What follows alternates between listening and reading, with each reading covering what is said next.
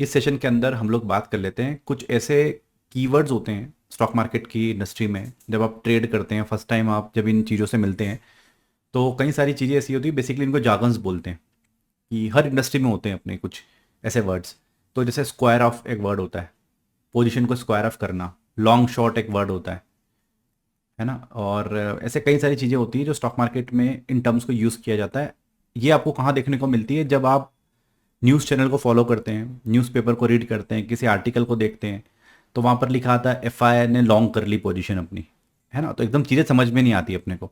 तो ये जार्गन्स होती है बेसिकली, है ना। उस इंडस्ट्री के कुछ ऐसे वर्ड्स होते हैं जो उस इंडस्ट्री में काम करने वाले लोगों को पता होते हैं।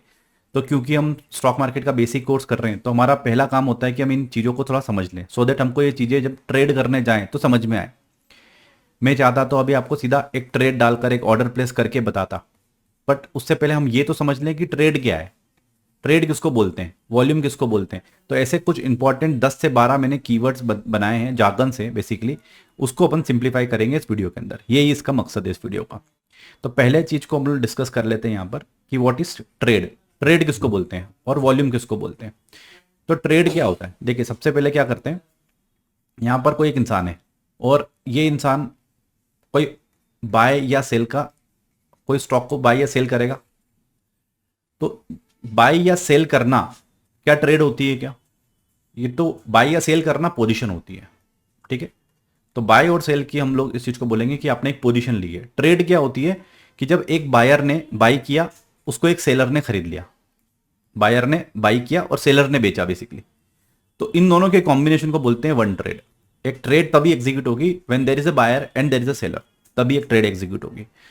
तो इसको बोलते हैं एक ट्रेड, और एक ऐसी ट्रेड को एक वॉल्यूम बोल सकते हैं।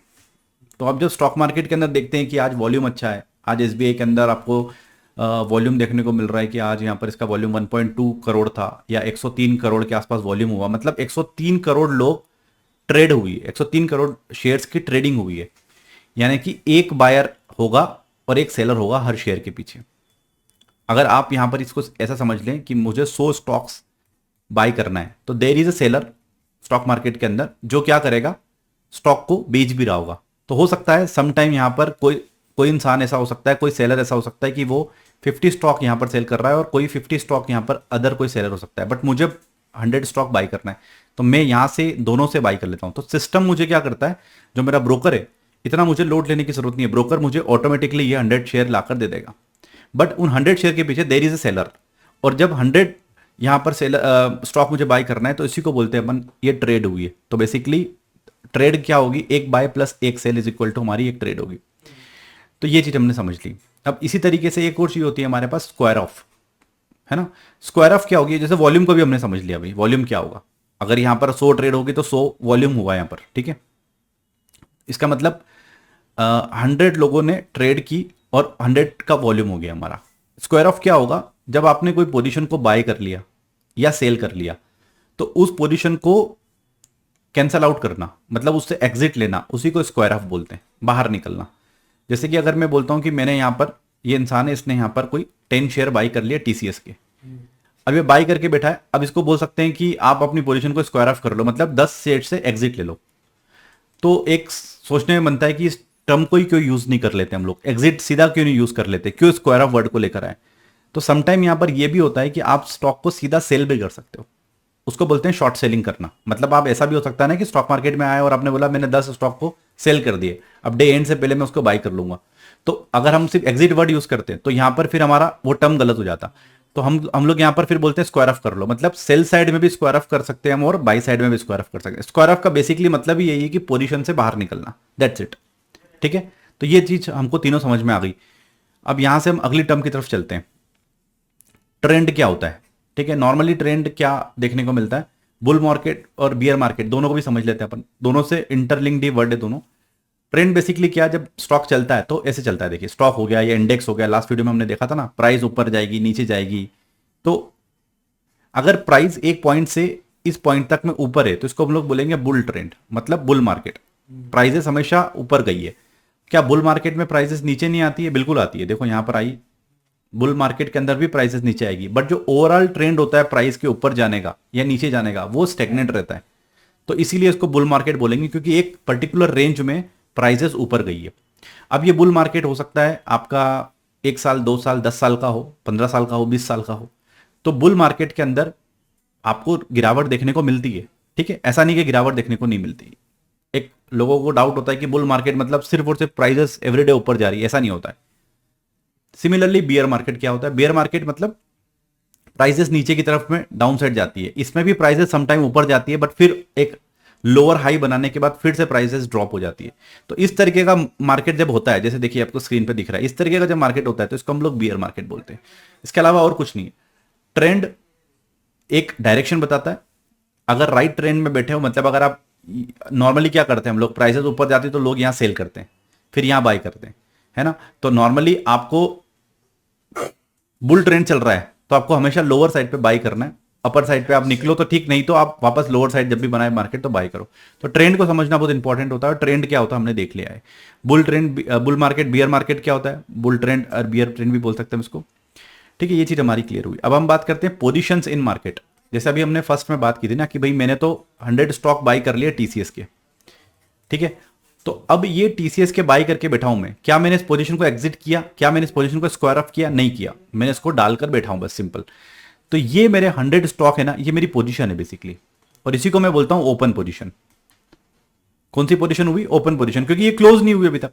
अगर मुझे इसको क्लोज करना है मतलब स्क्वायर ऑफ करना है ना, तो इसको मैं इसको सेल भी कर सकता हूं यहां से। तो पोजीशन इन मार्केट, अगर मेरी ये पोजीशन इंट्राडे के लिए, अभी हम लोग ऑर्डर साइज में जब जाएंगे तब देखेंगे इसको इंट्राडे के लिए कैसे ऑर्डर प्लेस करते हैं, और as a long term order कैसे प्लेस करते हैं, नॉर्मल ऑर्डर कैसे प्लेस करते हैं, तो वो हम लोग ऑर्डर प्लेसमेंट वाले सेगमेंट में देखेंगे पूरा। तो ये ओपन पोजीशन है मेरी, अगर मैं चाहूं तो इसको स्क्वायर ऑफ कर सकता हूं। तो जब भी आप स्टॉक मार्केट के अंदर कोई पोजीशन बनाते हैं जिसमें आप बाई करते हैं, तो आप उसको क्या बोल सकते हैं, लॉन्ग। नॉर्मली आपने देखा होगा कि एफआईएस ने लॉन्ग कर लिया, डीआईएस ने शॉर्ट कर दिया, ये वर्ड सुनने में दिखते हैं हमको। तो जब भी आप कोई पोजीशन क्रिएट करते हैं, क्योंकि एज अ रिटेल इन्वेस्टर हमारे पास इंट्राडे के अलावा हम लोग किसी स्टॉक को शॉर्ट नहीं कर सकते। आप ये नहीं कर सकते कि मैंने 10 दिन के लिए टीसीएस को शॉर्ट कर दिया, हम शॉर्ट कर सकते हैं सिर्फ इंट्राडे के लिए। बट एफआईएस या बड़े प्लेयर्स के पास ये चीजें होती है कि वो स्टॉक को शॉर्ट सेल करके कई महीनों तक बेच सकते हैं, ठीक है। इसलिए ये वर्ड लॉन्ग और शॉर्ट यूज होता है, सेल वर्ड को यूज नहीं करते शॉर्ट के लिए। अब इसका देखो सेंस क्या होता है। अगर आपकी कोई पोजीशन, आपने बोला कि मैंने 100 स्टॉक को बाई किया हुआ है, विच मीन्स ये यहां पर आपकी पोजीशन लॉन्ग पोजीशन है। अब ये कब समझ में आता है, जब आप डेरिवेटिव मार्केट के अंदर जाएंगे, एफ&ओ के अंदर जाएंगे, तब आप कई महीनों तक फ्यूचर या ऑप्शन को शॉर्ट कर सकते हो, बाय कर सकते हो। तो इन दैट केस आप वहां पर बाय वर्ड यूज नहीं करते, आप वहां पर करते हो लॉन्ग वर्ड यूज। कि अगर आप ये बोल सकते हो कि मैंने स्टॉक 100 शेयर्स को बाई किया, विच मीन्स आपने 100 शेयर्स को लॉन्ग किया, आप ये लॉन्ग वर्ड यूज करो, ठीक है। लॉन्ग करने के बाद हम क्या करते हैं, सेल। लॉन्ग का सेल होगा, मतलब अगर जब भी आप इससे स्क्वायर ऑफ करोगे मतलब क्या करोगे, लॉन्ग का सेल होगा। अब शॉर्ट वर्ड और सेल में क्या अंतर है, ये भी दिमाग में आएगा। तो जब भी हम कोई पहली बार पोजीशन बनाते हैं और अभी तक हम लोगों ने उस स्टॉक को खरीदा नहीं, पहली पोजीशन हमारी ओपन पोजीशन शॉर्ट की जा रही है, तो इसको हम लोग बोलते हैं शॉर्ट। मतलब मेरे पास तो वो चीज है ही नहीं, फिर भी मैंने उसको बेचा, शॉर्ट है मेरे पास वो चीज। तो मैं क्या कर रहा हूं, मैं बोल रहा हूं कि मैंने 100 शेयर को बेच दिया सीधा, तो ये मेरी शॉर्ट पोजीशन है। और शॉर्ट का अपोजिट क्या होगा, बाय, ठीक है। लॉन्ग क्यों नहीं बोल रहा हूं, क्योंकि लॉन्ग जब किया मैंने, वो चीज मेरे पास है नहीं अभी, मैंने उसको लॉन्ग कर लिया, अब मैं उसको सेल करूंगा सीधा, तो ये पोजीशन मेरी स्क्वायर ऑफ हो रही है, मतलब बराबर हो रही है। स्क्वायर ऑफ का मतलब इक्विवेलेंट हो गई। यहां से जब मैं उसको लॉन्ग किया था तो सेल कर सकता हूं। सेल और शॉर्ट में डिफरेंस समझ में आना जरूरी है अपने को।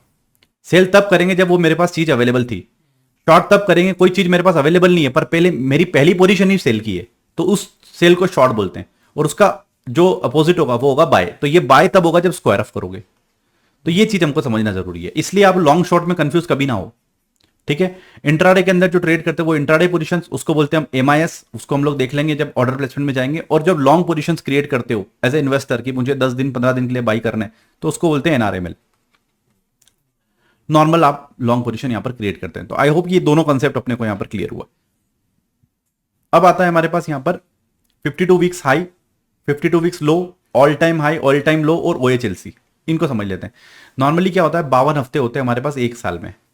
और कोई भी स्टॉक अगर 52 वीक मतलब उसके, जैसे आज हम लोग सितंबर में चल रहे हैं, ठीक है, तो यहां पर कुछ वीक्स तो निकल गए होंगे अप्रैल से, अगर हम लोग काउंट करें तो लगभग अभी हम लोग 34 वीक पे बैठे हैं, लेट सपोज एग्जांपल के लिए मानते हैं। तो 52 हफ्ते होने, स्टॉक अपने 52 हफ्ते के अंदर उसकी प्राइस क्या चल रही है, 52 हफ्ते का हाई या लो क्या है, वो बेसिकली 52 वीक्स के अंदर बताता है। मतलब लास्ट 52 हफ्तों में उसका क्या हाई और क्या लो है। अगर वो उसको ब्रेक कर रहा है या नीचे जा रहा है तो स्ट्रॉन्ग ट्रेंड समझ में आता है हमको मार्केट का, कि यार 52 हफ्ते का लो क्यों काट रहा है। ये बहुत इंपॉर्टेंट हो जाता है स्टॉक मार्केट में देखने के लिए, क्योंकि ज्यादातर लोग इसको देखते हैं तो डिमांड एंड सप्लाई क्रिएट होता है।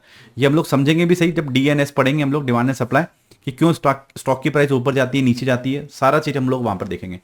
OHLC मतलब होता है जब आप कैंडल्स को रीड करना स्टार्ट करेंगे, जब कैंडल्स वाला मॉड्यूल हमारा स्टार्ट होगा बेसिकली, तब उसके अंदर हम लोग यहाँ पर ये देखेंगे कि ओपन हाई लो क्लोज क्या होता है। तो इसका OHLC का मतलब होता है ओपन हाई लो क्लोज, है ना। तो कोई भी कैंडल, कोई भी प्राइस चार्ट को हम लोग इसके अंदर प्लॉट कर सकते हैं। ये जब हम लोग कैंडल वाला वीडियो देखेंगे इसके अंदर पूरा थॉरली इस चीज को समझेंगे। यहाँ पर अभी हम लोग सिंपली समझ लेते हैं कि किसी भी दिन के चार्ट को, जैसे अगर ये समझते हैं हम लोग कि एक स्टॉक था सुबह 9 बजे यहाँ पर कहीं ओपन हुआ, मान लेते 100 रुपए पे, और दिन में उसने एक हाई बनाया 105 रुपए का, फिर उसने कहीं यहाँ पर एक लो बनाया 95 रुपीज का, और फाइनली क्लोज हो गया 103 पे।